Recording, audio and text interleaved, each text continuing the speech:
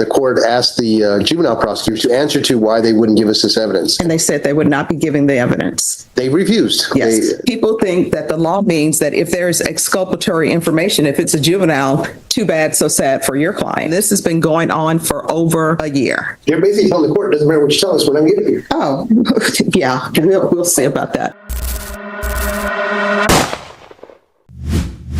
All right, so where are we on this case with discovery?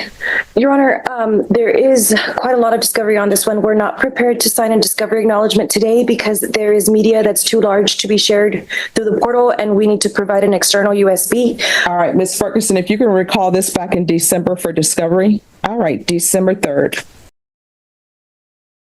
We're dressing appropriately for court. Thank you, Your Honor. Because we're actually here for discovery, and there are some cases that have not been indicted. Your Honor, we're still getting notices of additional discovery being uploaded as early as last week.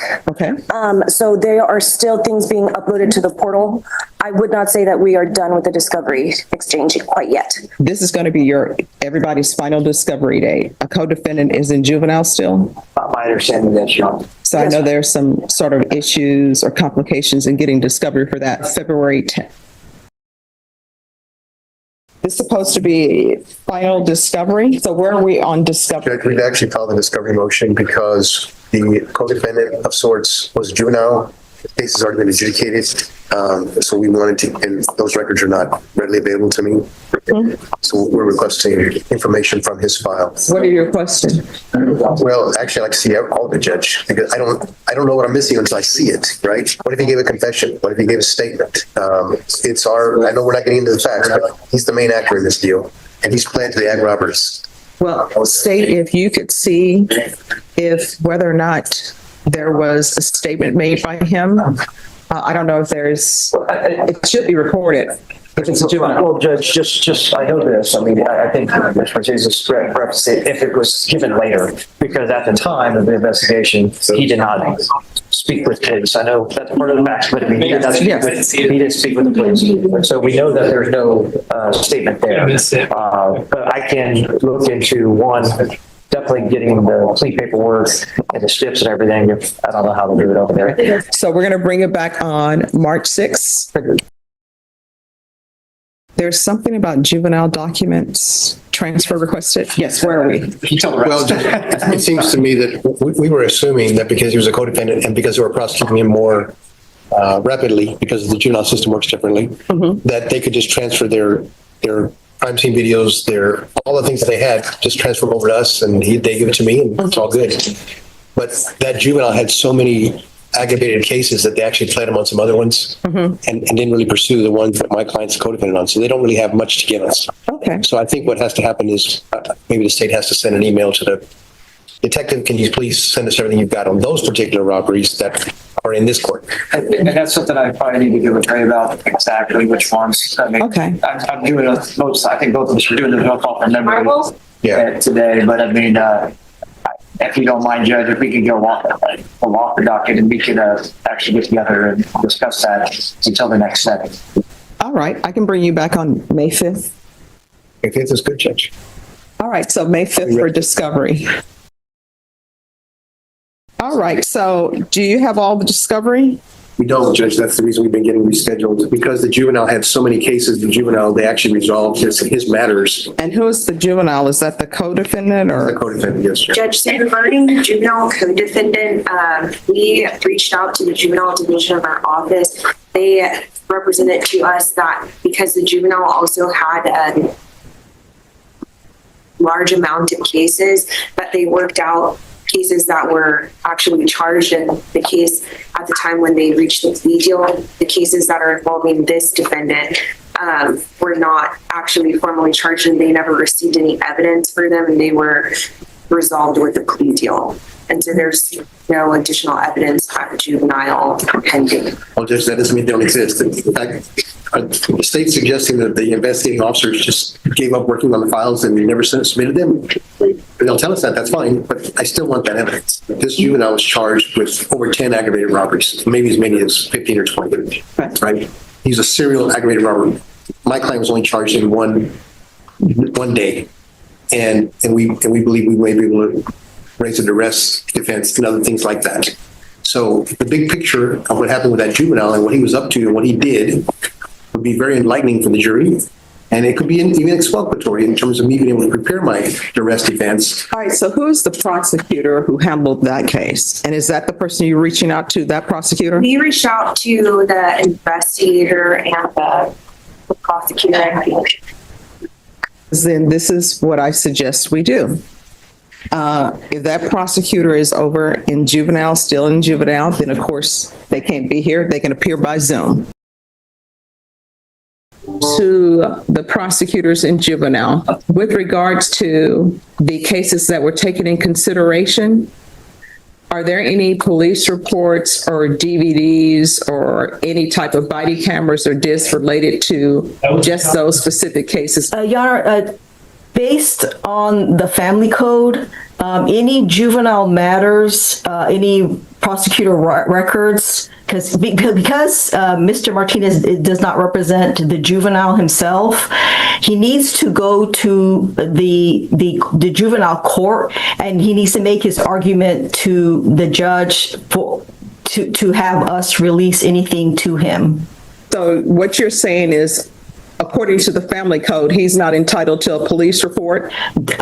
He's not entitled to the prosecutor's file unless the judge that has jurisdiction over the juvenile court finds it that he has a legitimate interest in it. And this is an argument he has to make to Judge Shaw.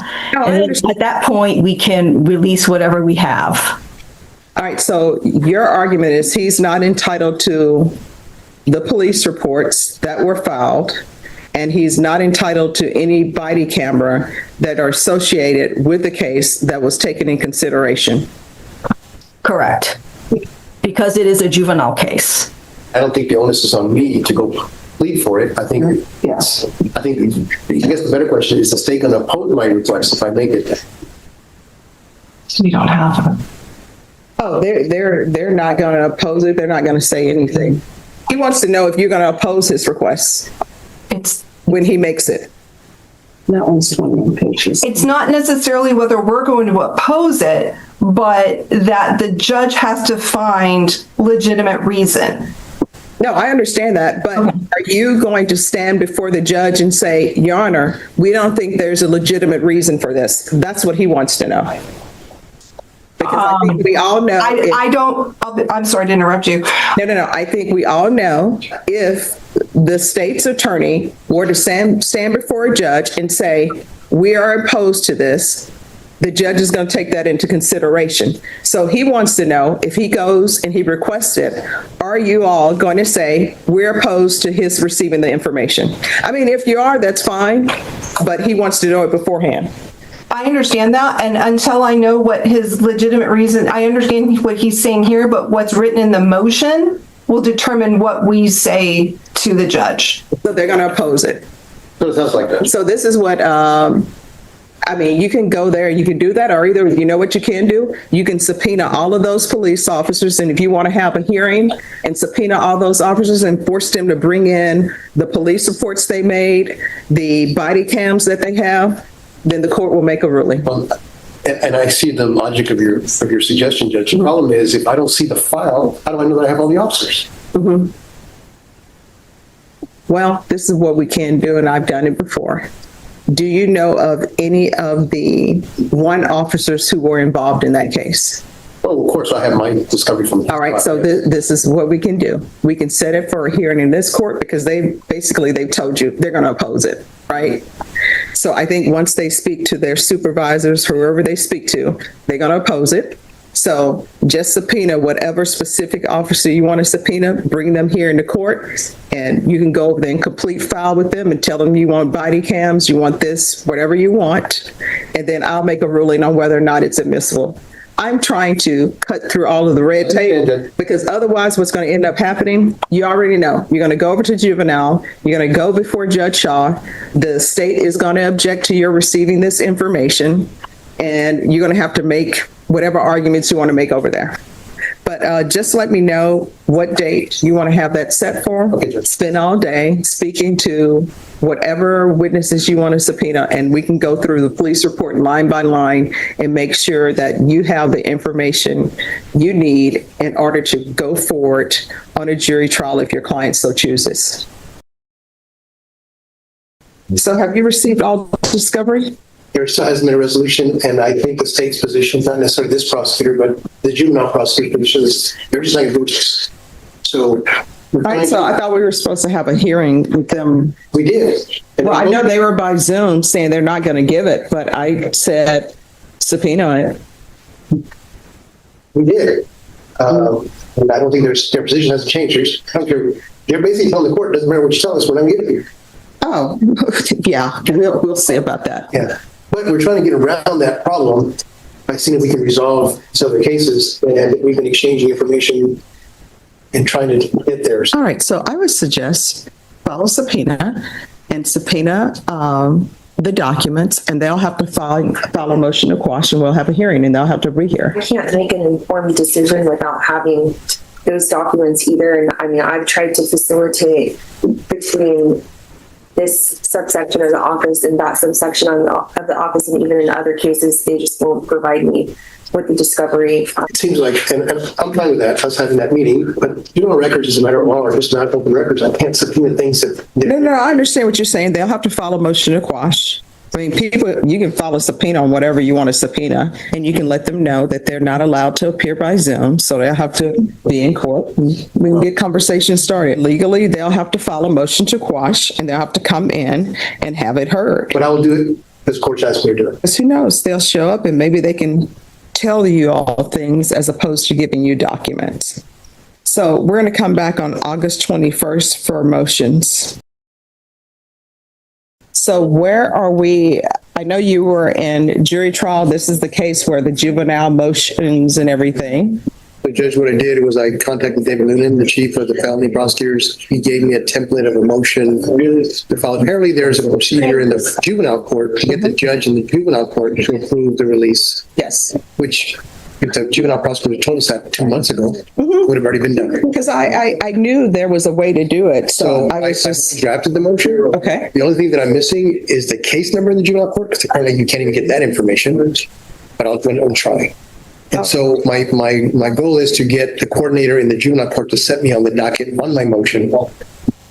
If they grant it, I get what I need, we're done. They deny it, we'll be back here to talk about all the ramifications of that. That's, Okay. I don't think they're going to deny I it. don't think so either, Judge.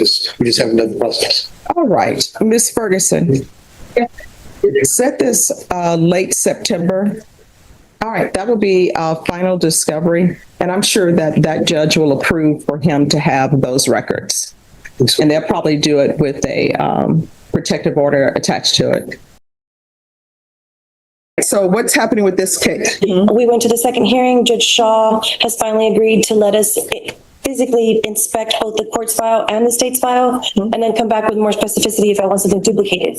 We would request at least 2 weeks for me to physically be able to go down there and look at it. The state has no objection to letting me go and view those. And that's as far as we've gotten since the last setting, Your Honor. But we did make that progress. All right, Ms. Ferguson, I need to set for a jury trial date and a plea deadline date, and y'all can get a setting in February. All right, your jury trial date and your plea deadline date is going to be February 17th. We still have tremendous discovery issues. I still don't have anything that I've asked for in terms of juvenile records. Matter of fact, the state gave me a listing of like 10 or 12 police reports. I've made my own request to the city, and they sent me a letter back. We're not going to give it to you. So I keep running into the same merry-go-round. So not only the state refusing to give it to me, but the city's refusing to give it to me. And I've thought about this backwards and forwards, and I think it's just an extremely unique situation where a juvenile is a codefendant, here he is, Judge, with an adult, and the case is actually going to maybe go to trial, et cetera, et cetera. So the person who was sent to TDC, was it because of juvenile issues or something completely different? He had more than 10 aggravated robberies. 5 of which my client is codependent and the others he's not. Right? But they won't give me access to anything.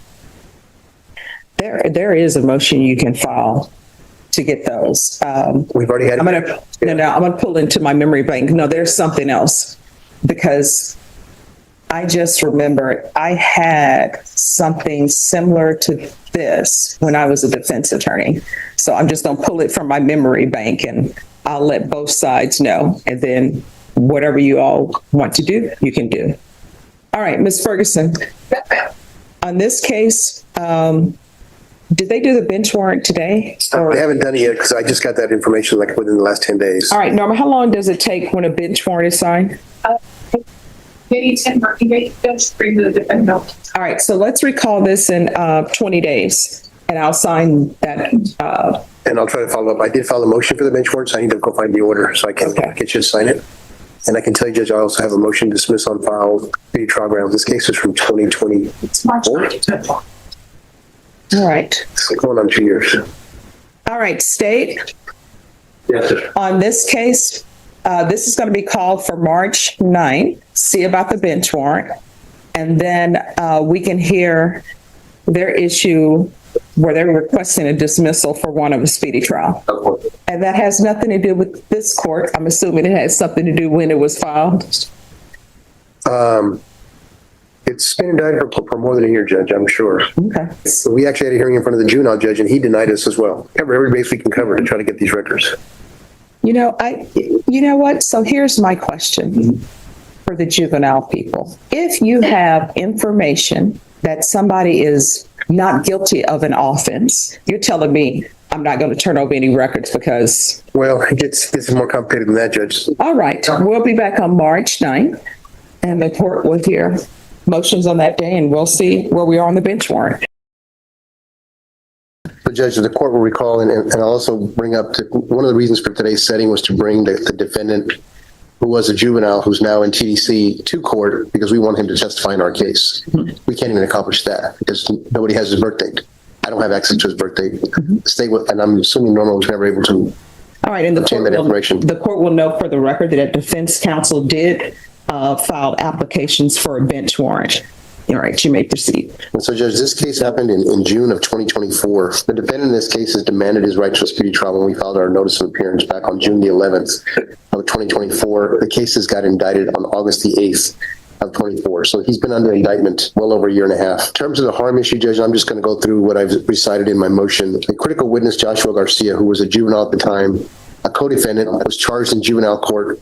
And just one moment. State, do you agree that's co-defendant? It is, Judge. All right, you may proceed. And that his cases were adjudicated in the juvenile court. And then so much time has passed, Judge, he actually has been released from juvenile and since it was a certification, he was then sent to TDC, which we believe he's there. We haven't actually found him. And today we were set for purposes of seeing whether or not he responded or that he was presented to the court pursuant to our bench warrant. In this case, Judge, if you recall, the defense has been asking from the very beginning, because he's a co-defendant, and because he has his own set of discovery, our defense is that my client was participating in the particular case he was involved in under duress. And we wanted to be able to demonstrate in the trial of this case the character and the nature of this co-defendant, what he had done in the past, his use of weapons, his MO, if you will, to show that because my client was only involved in this particular date and he wasn't involved in the others, to support our suggestion that he was operating under duress. But we can't get any of that evidence. If the court will recall, a year ago, this court had a hearing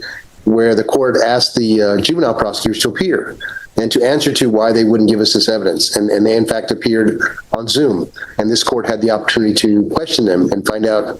And they said they would not be giving the evidence. They refused. Yes. One of the few times I've seen a lawyer in this court actually tell the judge, no, Judge, we refuse to do what you're telling us to do. Okay, so we stepped back from that and we regrouped. We found a provision in the code that says that we can petition the juvenile judge to have a hearing and to determine whether or not circumstances exist where he would order the disclosure of the records. So we did that. He denied it. They argued against it. He denied it, except to the extent that he said we could review the file that pertained to our case. Well, that was kind of pointless. We already have the file that pertains to our case because We have discovery from my client, but we'll give it a go. Never got them. We provided case numbers to the state. The state said we don't have those files. And to further clarify the record, juvenile prosecutors told us that they, in essence, took into consideration the cases that my client is charged with and never really pursued them because he had so many others that he got prosecuted on. So they weren't even sure where those cases were in the system. So that was another area in which we were not able to get the records. So we said, well, let's get the defendant here. Let's get the co-defendant here. Maybe we can get through him what we need, but we can't get him here. And I will tell you, Judge, that Abe Garza, and I think we've talked about this before, and I think he's been here before, is the juvenile's attorney. And he has suggested to me, and as an officer of the court, I will tell you that his advice to his client was going to be not to say anything, which is understandable because those cases weren't prosecuted. They still could be, theoretically.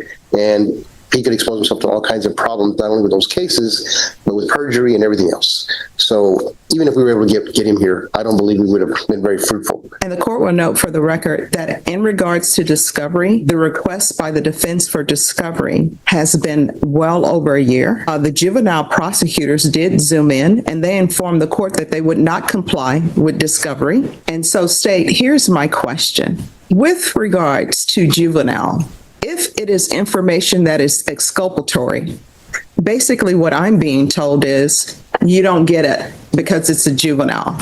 They won't even give him the date of birth of the witness in order to have the witnesses appear by bench warrant. So, and that ship has sailed with regards to bench warranting him here because this has been over a year. So that's what my understanding is from juvenile prosecutors, and their understanding of the law is that even if it is exculpatory, his client is not entitled to it because the other person is a juvenile. And Judge, that's as confusing to me as it is to everyone else here. If it's relevant, then it is to be given to the defense. I don't know.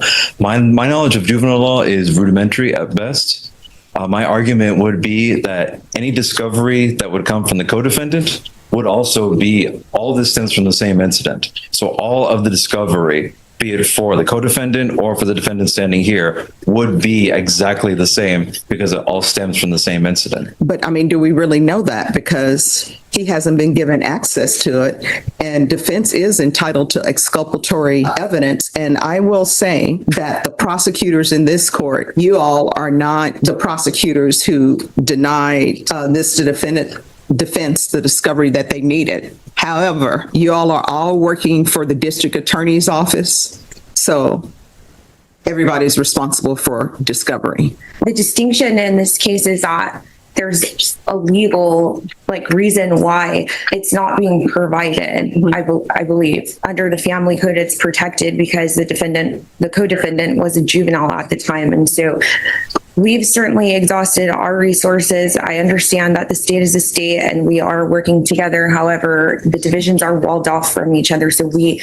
don't have access to that information. So I want the record to be clear about that. I am not in possession of those materials. And then albeit whatever the juvenile prosecutor did come in here and say, the petition to the juvenile court was still made, and that court determined that it should not be turned over. And I know that the prosecutors in this court did all they could to get the information to defense. Is that correct? The attorneys in this court, of course, Judge, yes. And I don't dispute anything that counsel just suggested to the court, but that could have been avoided. Mm-hmm. When they went to prosecute that juvenile, all they had to do was call the prosecutor in the 187, say, hey, we're getting ready to go forward to this guy. This is our deal. We're going to work out. Let's discuss what you're doing with your case. Maybe they would have made mine go forward first. I mean, there's so many ways it could have been avoided. Well, I mean, I know there are different ways it could have been avoided, but I'm just going to deal with the facts that's being presented before me. It appears that prosecutors in other courts, whether it's juvenile or not, people think that the law means that if there's exculpatory information, if it's a juvenile, too bad, so sad for your client. And the defense can't even get to the point of his defense of perhaps duress because he's not being given access to the information. And this has been going on for over a year. And I understand what you all are saying about the bench warrant with that, but we're still at a point where this court thinks under the law, the defense is entitled to exculpatory information, whether the person is a juvenile or in the juvenile system or not, because then what are we really doing? He can't present his defense and nobody knows for the record, nobody knows if it's exculpatory or inculpatory because he's not being given it. And obviously based upon what the defense is presenting to the court, that their defense is or will be, he's saying as an officer of the court that he believes the documentation would show that. It would help us to prove that point, we think, Judge. Yeah. So is there anything else from either side? Judge, I just understand that. I understand what the court has explained. I just don't believe that dismissal is a proper remedy in this case. And so I don't know if the court would be able to reach out to Judge Shaw, because I mean, that was his ruling. So at this point, my hands are tied. Is there anything else from either side? I think our position is pretty clear, Judge. All right, just give me 5 minutes and I'll give you my ruling. Just for the record, the court will note that discovery issues have been ongoing in this case since, at least according to the court's docket, since October 31st, 2024. And with regard to the defense's motion to dismiss, and each of the cause numbers, the court will grant the defense's motion to dismiss for want of speedy trial. It will be based upon the defense's inability to proceed with trial due to the lack of discovery. Is there anything else? There you are. All right. Thank you. Thank you, Judge. Excuse me.